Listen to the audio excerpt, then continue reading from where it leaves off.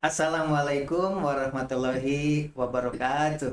Waalaikumsalam warahmatullahi wabarakatuh. Kali ini kita akan berbicara tentang kerajaan yang ada di layar belakang ini ya. Ini patung apa itu? Patung Tunggul Ametung kayaknya ya itu. Maunya sih ada Gajah Madanya ya, tapi nggak apa-apa deh. Hadirin sekalian yang ada di rumah, tentu cerita ini adalah dalam versi lain, penjelmaan atau realisasi dalam kehidupan sehari-hari. Untuk itu mari kita ikuti yang satu ini dulu. Hal-hal yang terkait dengan pemasaran, Pak Kepala nanti bisa kerjasama. Kan bukan orang lain, tapi bangsa kita. Nah, salah satu yang pertama harus disosialisasikan adalah perlunya peran serta semua pihak. Mereka mungkin tidak tahu bahwa ada negara lain yang Oke, hadirin sekalian, besok bulan Januari tanggal berapa itu akan ada raker Asosiasi Kepala Sekolah seluruh Indonesia. Kadang-kadang ada kontroversi, katanya kok membuat saingan MKKS. Enggak, yang namanya Asosiasi Kepala Sekolah Indonesia itu nasional. TK, SD, SMP, SLB semuanya memperjuangkan nasib bersama untuk perkembangan pendidikan di Indonesia. Dulu sebelum ada kiprah yang maksimal dari asosiasi ini, ada kepala sekolah hanya baru 3 bulan, baru duduk di kursi itu sudah dirotasi, kembali lagi ke guru, sehingga demo berjilid-jilid di Provinsi Jawa Barat, begitu kan? Ada kepala sekolah yang antri begitu untuk menduduki jabatan. Tiba-tiba di luar perhitungan banyak hal yang boleh dikatakan agak sulit untuk mengembangkan dunia pendidikan itu karena tidak stabil. Dunia pendidikan itu kan harus stabil sebenarnya. Seperti berulang-ulang saya katakan di media Kompasiana atau di media-media yang sudah biasa saya tulis, itu berbicara bahwa pendidikan itu umpama menanam kaktus. Terlalu banyak air, busuk, akarnya mati. Iklim terlalu panas, udaranya juga sama, kering, terentang. Dan harus ada termometer. Apa? Kalau termometer untuk suhu tubuh ya. Termometer lingkungan ada. Bukan termometer, untuk lingkungan, barometer. Tempel di dinding, oh iya suhunya sekian. Jadi sekolah itu suhunya harus seperti itu, harus stabil. Tidak boleh yang namanya sekolah itu sedang belajar, tiba-tiba ada orang luar berseragam datang ke sekolah dengan memakai label-label berjejer-jejer sehingga menarik perhatian anak-anak, sehingga anak-anak tidak fokus ke pembelajaran, malah lihat kok ada pihak penegak hukum berdatangan ke sekolah, udah begitu kan. Nah biasanya kejaksaan sendiri kalau datang ke sekolah kan nggak mau pakai pakaian kejaksaan, karena tahu dunia pendidikan itu perlu iklim yang kondusif. Jadi biasanya pura-pura sebagai orang tua datang walaupun berombongannya seperti tamu biasa, misalkan begitu. Itu dari aparat aja seperti itu, karena mereka ngerti tentang dunia pendidikan itu perlu kerjasama antara pemerintah, sekolah, dan masyarakat, gitu kan, begitu. Nah kali ini yang akan jadi topik pembahasan kita adalah yang berhubungan dengan kerajaan, karena kita tidak boleh melupakan sejarah, begitu. Hubungkan dengan sejarah kita masa lampau dan dihubungkan dengan kehidupan sekarang.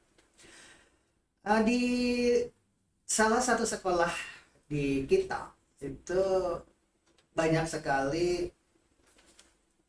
pemimpin sekolah yang sebenarnya dia tidak sadar kalau dalam posisi sedang terancam.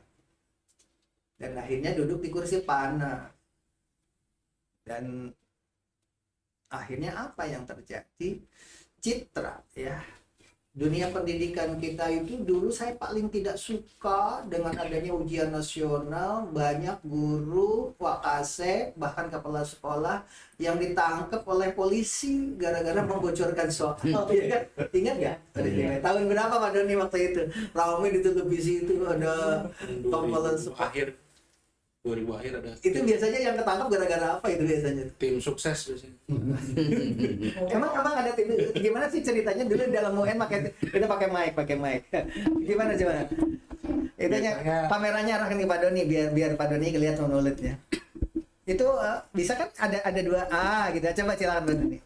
Ya karena dulu ujian nasional itu sebagai Penentu kelulusan. penentu kelulusan. Dan banyak sekolah yang gulung tikar gara-gara banyak yang tidak lulus. Iya.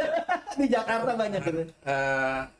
Jadi nama sekolah itu dipertaruhkan. Jadi banyak yang menggunakan cara-cara baik itu pembinaan pendidikan secara normatif, tetapi ada juga yang di luar Tahun norma. berapa itu?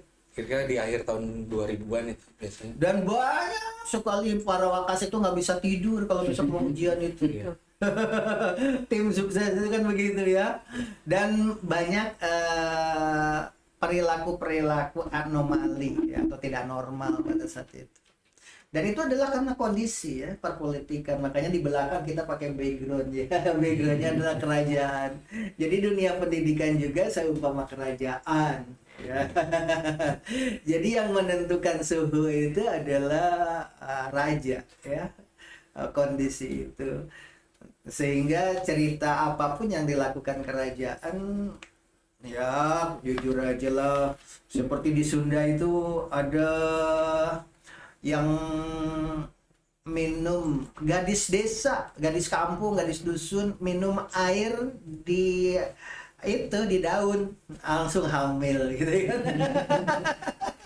Padahal sesungguhnya itu kan untuk menjaga martabat raja sebenarnya. Jadi keluarga kerajaan memang menghamili.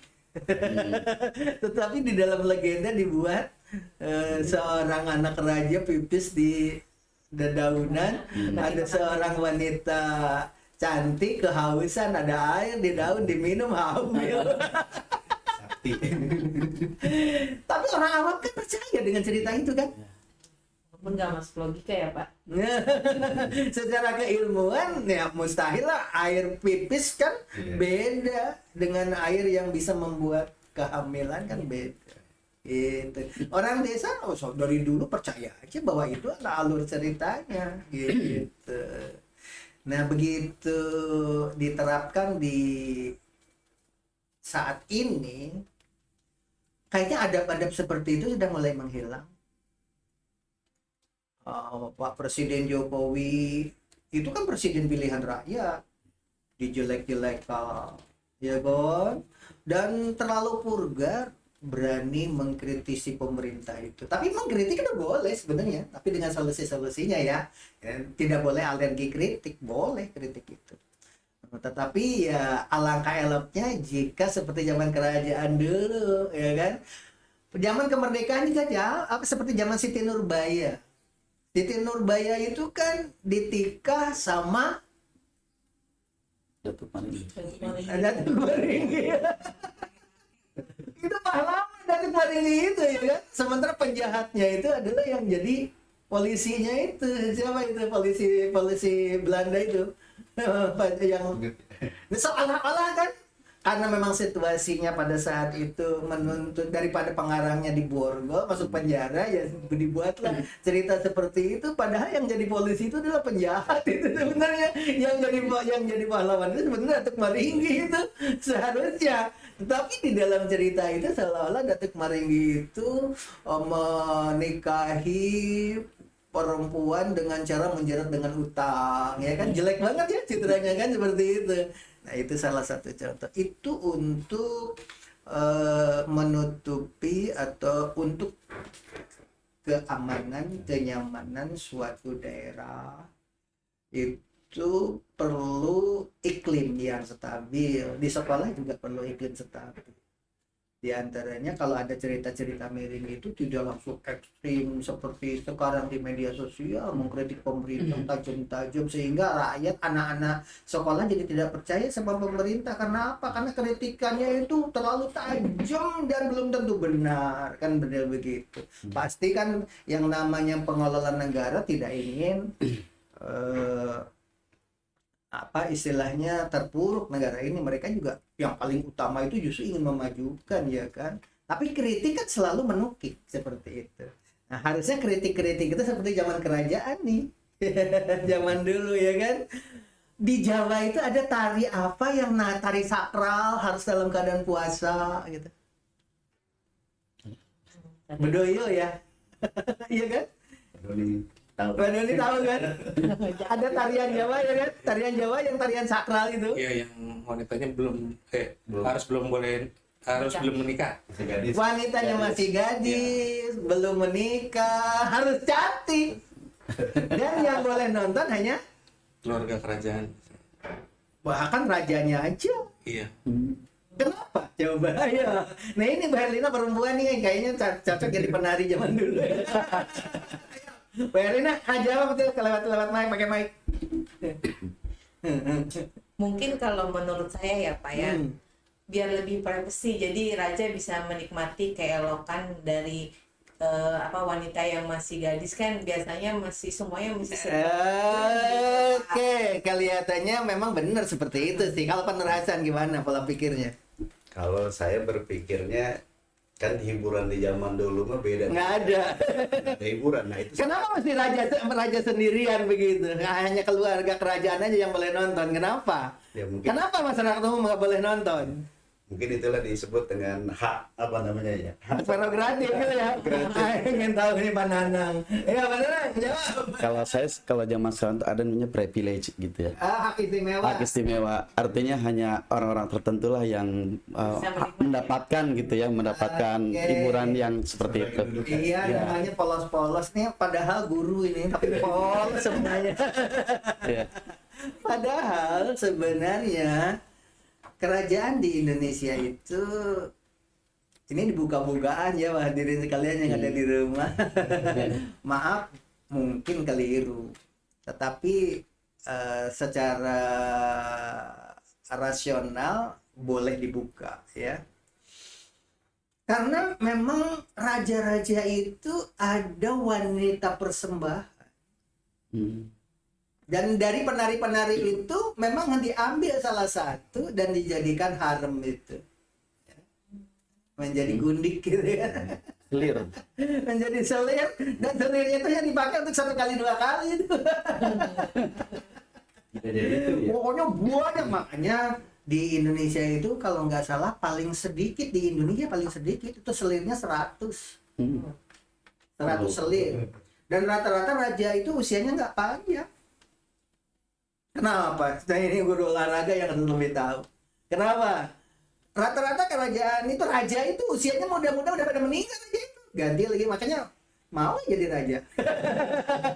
capek. Ayo jawab, jawab. Capean. Betulir.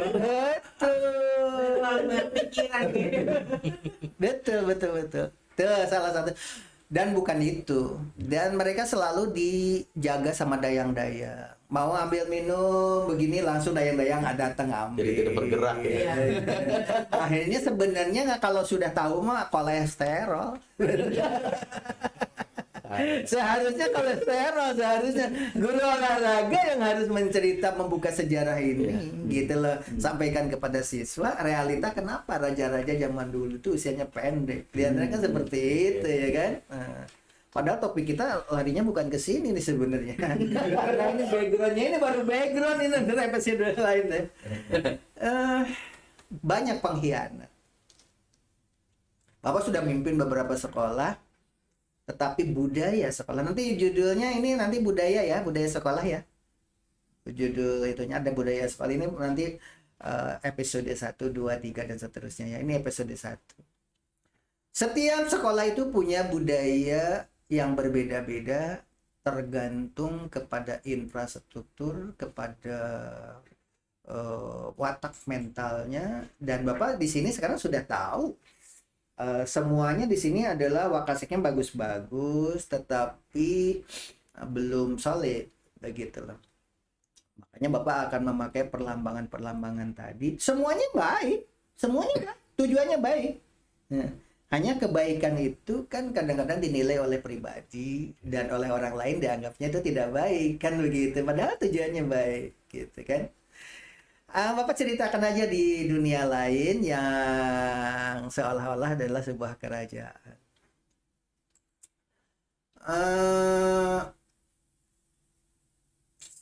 Sekolah itu terancam dan akhirnya kepala sekolahnya dipecat. Padahal perilaku kepala sekolahnya baik. Tetapi kenapa?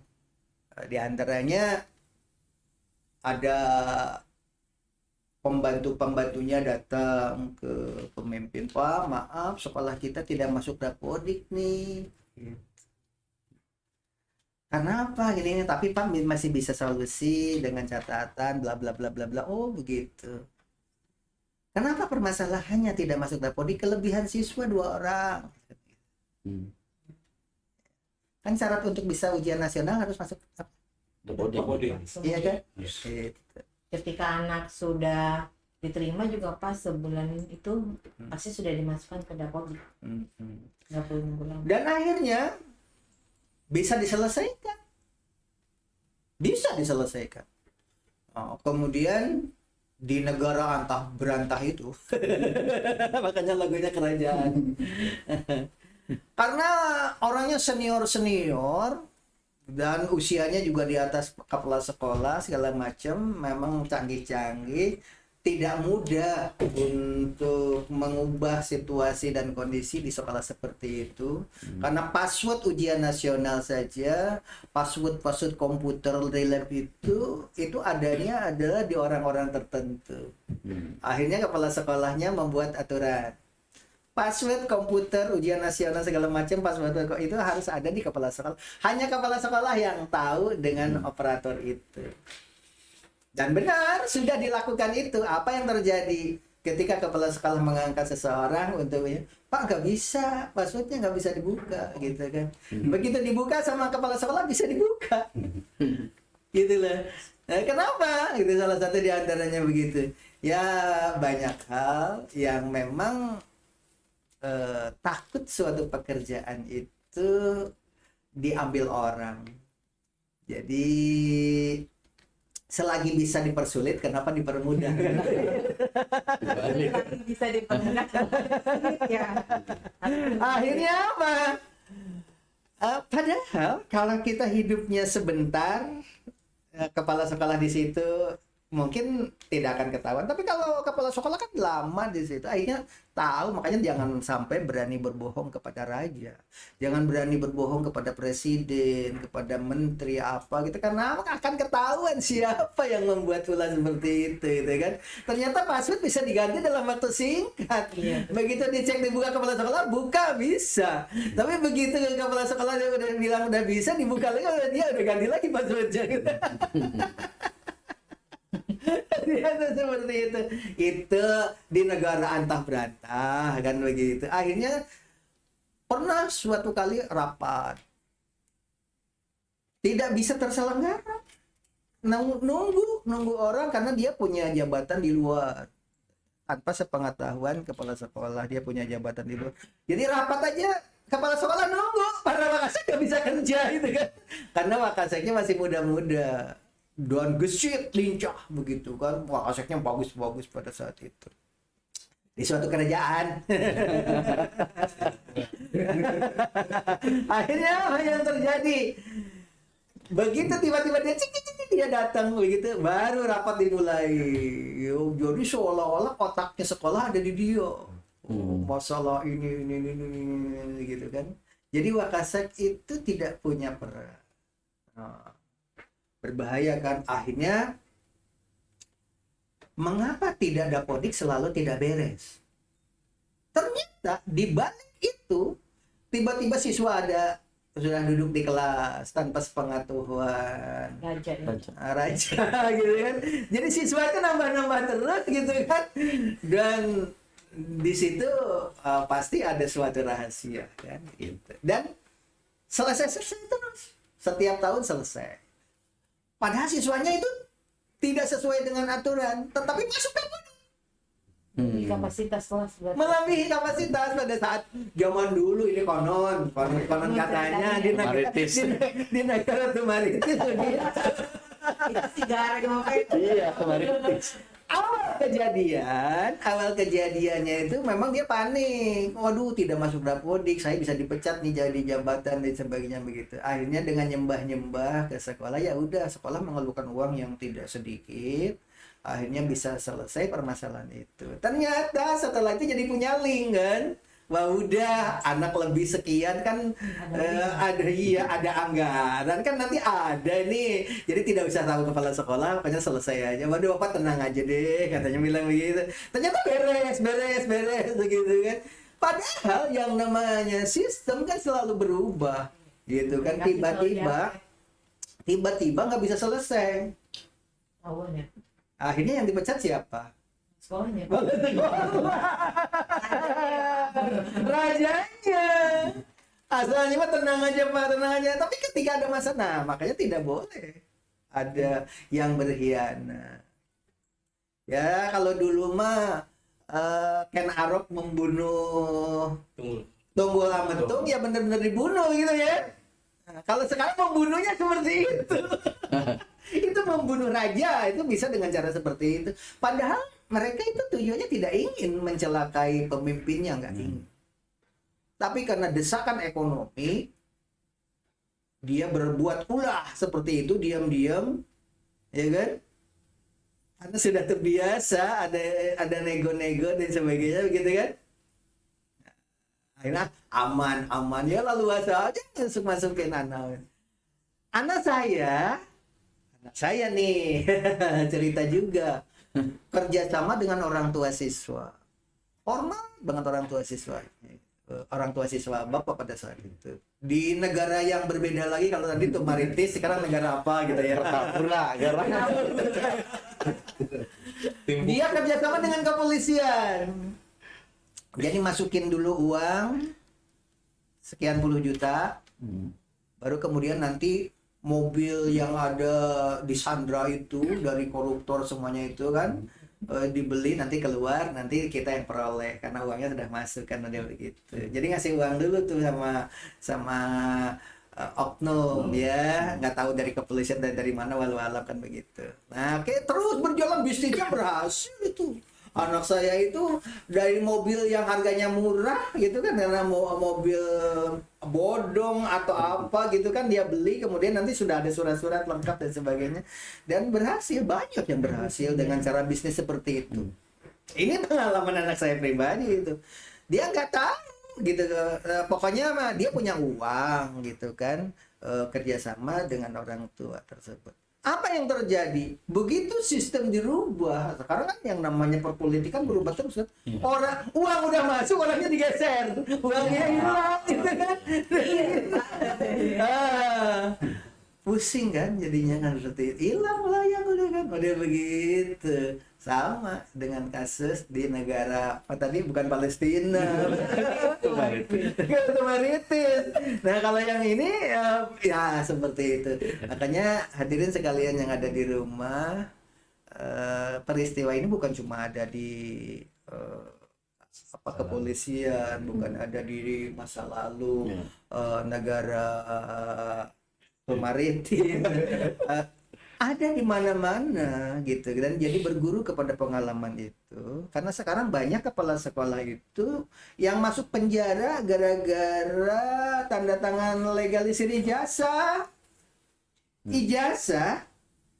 Ijazahnya itu palsu. Pak Aseknya itu males meriksa, mungkin iya aja, orangnya percaya, kayaknya udah kepala sekolah kan sudah ada paraf, ya tanda tangan ijazah. Numpuk kan, tidak mungkin diperiksa satu-satu, orang tanda tangan itu kan banyak kan begitu. Akhirnya apa yang terjadi? Begitu di partai politik kan bisa dikutakan orang dia itu tahun sekian dia kagak lulus itu gitu kan. Akhirnya rame kan di luar. Akhirnya ternyata begitu dilihat dilegalisir, kepala sekolahnya yang masih penjara.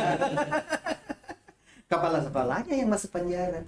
Hati-hati di sekolah masalah legalisir ijazah. Harus mana aslinya? Ini periksa yang benar. Asli juga bisa aspal. Lihat dulu, tanya gurunya, bener nggak ini anak kita? Saking jumlahnya siswa yang terlalu banyak ya kan, belum tentu wajahnya kan sudah berubah ya kan. Apa bener enggak model begitu? Hati-hati. Itulah barangkali kecelakaan pemimpin itu, yang masuk penjara-penjara itu belum tentu pemimpin yang salah. Memperkaya orang lain saja bisa mengakibatkan masuk penjara. Padahal bukan dia yang kaya. Yang kaya adalah pembantunya atau oknum yang lain. Tapi karena kebijakan, tanda tangan itu yang berbahaya. Tuh. Nah, besok di Bali akan berbicara tentang punishment, tentang kepala sekolah yang diberhentikan karena peristiwa-peristiwa seperti ini. Banyak kepala sekolah yang tiba-tiba borgol gitu kan, karena masalah tanda tangan, masalah tidak didemo oleh warga karena anaknya tidak menerima undangan. Anak-anak pintar itu tidak menerima undangan ujian nasional masuk perguruan tinggi itu enggak. Akhirnya didemo. Ternyata kenapa tidak ada undangan? Padahal dia masuk tes biasa masuk. Hanya tidak menerima undangan dari perguruan tinggi untuk seleksi rapor karena tidak ada di Dapodi. Nah, itu kasusnya besar. Udah gitu kan? Oleh sebab itu berguru kepada zaman kerajaan dulu. Kalau zaman kerajaan dulu itu kan penuh simbol. Tunggu lama dibunuh gitu kan? Ceritanya sejauh itu. Padahal kan pembunuhan, pengambil alihan kekuasaan itu ya sebenarnya terjadi sampai sekarang secara diam-diam, tapi polanya kan beda. Kayak diantaranya seperti peristiwa yang kita ceritakan ini kan udah begitu. Dan banyak contoh-contoh zaman kerajaan yang harus kita tiru. Kalau pemimpin itu melakukan kesalahan, jangan mengkritik di publik. Kalau memang bagus itu ya datang pribadi ya, berdua atau japri lah begitu. Itu kritik membangun itu. Tapi kalau di forum itu menjatuhkan itu namanya kan. Jadi begitu. Kemudian sesama teman juga selagi bisa dipersulit, kenapa dipermudah? Ada di negara lain lagi. Itu lomba guru berprestasi. Kalau dulu lomba guru berprestasi itu jaminan dari kepala sekolah. Kalau dia lolos jadi guru berprestasi tingkat nasional, udah jadi kepala sekolah mah udah di tangan gitu kan. Dan itu dulu mau berlomba, kalau sekarang mah dicalonkan untuk jadi peserta calon guru berprestasi banyak tidak mau. Karena apa? Tidak ngepek katanya gitu. Kalau dulu itu kunci itu. Nah, makanya ketika ada surat itu dipendam oleh orang yang itu tidak langsung dibuka. Bikin dulu dia makalah yang sesuai dengan aturan-aturan semuanya itu. Setelah dia beres, kira-kira 1 hari lagi mau ditutup, baru serahkan ke kepala sekolah. Pak, ini ada apa untuk pencalonan guru berprestasi gitu. Akhirnya diumumkan, aduh waktunya mepet ya, sehari telat gak bisa bekerja deh, kayak gitu diantaranya. Akhirnya nggak bisa karena tapi Pak saya udah ada ini Pak, naskah lama udah baru bikin gitu kan. Akhirnya dia yang tanda tangan Mas. Nah banyak di negara antah berantah yang seperti itu zaman dulu dan sukses orangnya jadi pemimpin begitu dengan cara seperti itu. Bahkan waktu Bapak di Subang, nah kalau ini mah waduh nggak bisa kerajaan jadi. Ada sekolah swasta di Subang itu cabang SMA 2 Subang. Bapak dulu honor di SMA SMPP Subang itu. Buka cabang lah. Begitu dibuka cabang di SMA tersebut, berlomba pada ingin jadi kepala sekolah dari masyarakat setempat ya, yang memang punya legalitas lah untuk bisa seperti itu, punya kartu gitu ya. Akhirnya udah berkompetisi, yang satunya nyembah banget sama kepala sekolah yang akan diangkat itu. Nunggu, Pak, mudah-mudahan ya minggu depan SK saya sebagai kepala sekolah keluar, katanya gitu. Kata orang, semuanya itu menganggap bahwa beliau adalah kepala sekolah. Dan ada yang selalu datang, hormat banget. Pak, mudah-mudahan ya nanti kalau sudah ada SK kepala sekolahnya, mungkin sekolah kita cerita bla bla begini, dihormat bagi kepada orang yang sudah sepuh itu. Penampilannya kayak Pak Doni itu ya, istilahnya badannya besar, kemudian kalem gitu, dan dihormati. 1 minggu, 2 minggu, 3 minggu kok SK-nya keluar. Tiba-tiba ada SK datang setelah sekian bulan kemudian. Di SK itu namanya bukan dia, tetapi orang yang suka nyembah itu. SK-nya itu turun kepada orang yang tidak diperhitungkan, yang ke siapapun ya gitu ya, bener-bener hormat banget, nyembah. Saya juga bingung, Pak, kenapa ya kok saya yang diangkat, yang diberikan, kan bingung ya. Ya seperti bingung gitu, kenapa saya yang diangkat gitu, seperti gimana gitu. Apa yang namanya pemimpin kan legowo ya, apalagi udah sepuh dewasa sekali, ya udah nasib aja kena baik. Tapi di belakang itu dia bilang tidak ada SK tanpa pemberkasan. Secara rasional pemerintah mengeluarkan SK pasti kan ada usulan, ada berkas, ya kan, ada ijazah, ada apa prosedur seperti itu. Nggak mungkin tiba-tiba mencabut. Tidak mungkin ya. Tapi begitu SK itu keluar dia sampai gelisah apa di depan umum. Saya bingung kenapa saya dapat SK, dia bilang gitu. Kayak ini kan Arok. Itu dia lagi berpolitik kayaknya. Itu diantaranya mungkin itu saja untuk kali ini. Sebenarnya banyak yang ingin diceritakan. Ini baru berbicara tentang kerajaan, realisasi dalam kehidupan kita. Nggak boleh yang namanya ngangkat bendahara itu guru honor, bahaya gitu kan. Ada hubungannya dengan hal seperti ini gitu kan. Tidak boleh, banyak hal-hal rambu-rambu yang tidak boleh. Makanya Pak Doni, Pak Nanang, Pak Nur Hasan, Bu Herlina, ini kan boleh dikatakan kuda peluncur patihnya kan ini ya kan, yang mengendalikan sekolah. Jangan sampai kecolongan seperti tadi. Jadi peristiwa Ken Arok dengan Tunggul Ametung itu berjalan sampai saat ini gitu. Dan semuanya itikadnya baik untuk menyelamatkan. Ya seperti Bung Karno dengan Pak Harto aja, itu kan dua-duanya baik. Bung Karno menganggap semua itu adalah anaknya. PKI itu benar berjuang kan untuk kemerdekaan negara Indonesia kan. Jangan dikira PKI itu tidak ikut berjuang untuk Indonesia, berjuang. Makanya oleh Pak Karno dirangkul dalam Nasakom itu ya kan. Tetapi Pak Harto beda ya kan, ini berkhianat ini gitu kan. Sekian jenderal meninggal dan sebagainya, model begitu. Dua-duanya kan baik gitu kan. Makanya ketika Pak Buya Hamka di penjara saja, Bung Karno bersedih. Ketika siapa yang dibunuh DITI itu, pemimpinnya siapa? Kartosuwiryo. Itu kan teman baiknya Bung Karno. Bung Karno sedih loh ketika diumumkan bahwa hari ini adalah eksekusi gitu. Sedih gitu. Tapi seorang pemimpin itu, makanya jangan sampai menyalahkan pemimpin itu. Jadi pemimpin tidak mudah, karena kepala itu kan semuanya kan ada aturan yang dilalui ya, tidak mudah.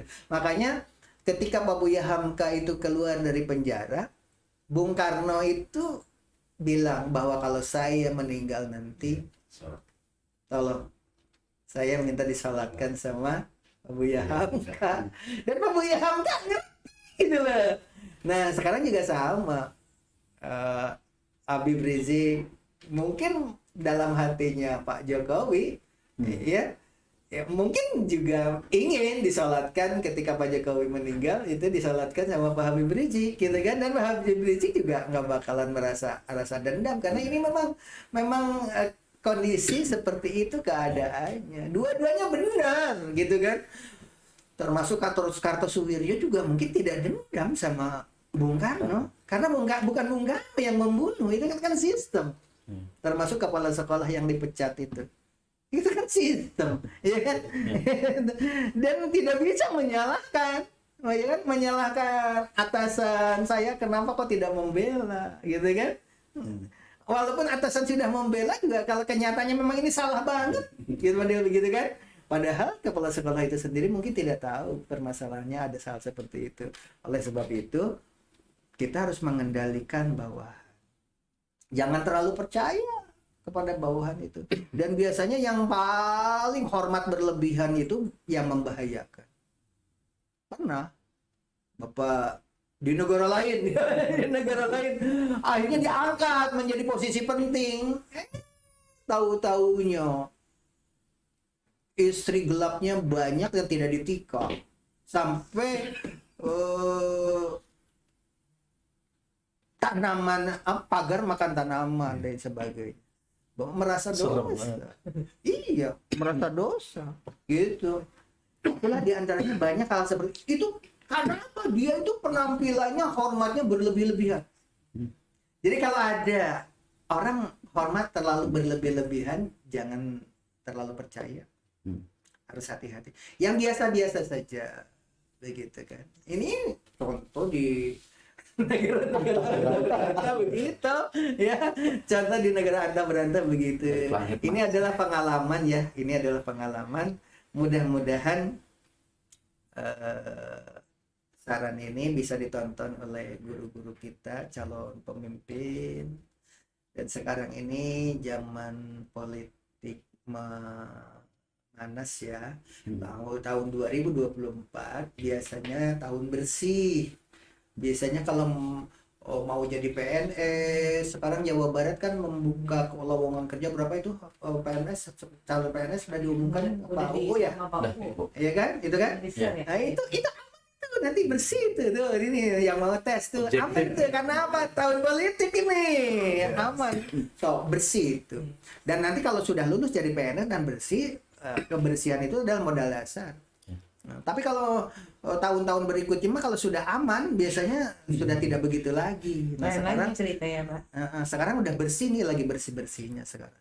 Sekolah-sekolah juga kan sekarang tidak usah rapat komite kalau memang memadai. Kalau kita kan memang anaknya tidak semuanya duduk di kursi ya. Kita mah harus rapat komite kan. Gitu. Itu saja barangkali hadirin sekalian. Tadi judulnya apa? Budaya Sekolah Pak. Budaya sekolah ya.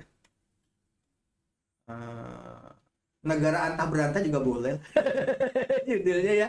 Oke, demikian barangkali. Wabillahi taufiq wal hidayah. Wassalamualaikum warahmatullahi wabarakatuh. Salam.